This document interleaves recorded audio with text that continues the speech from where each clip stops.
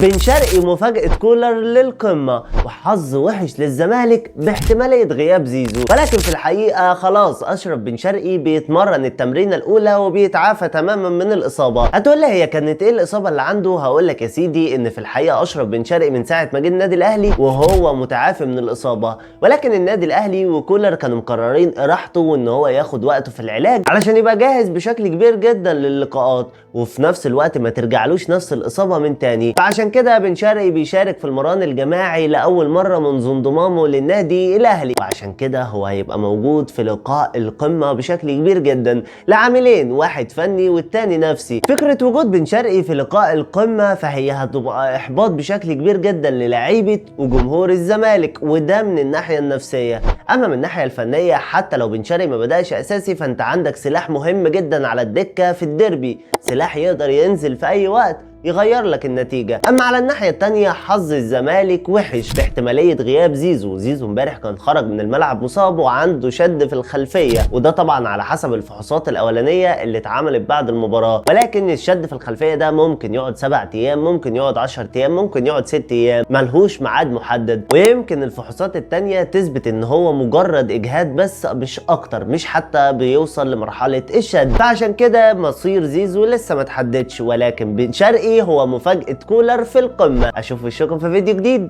سلام.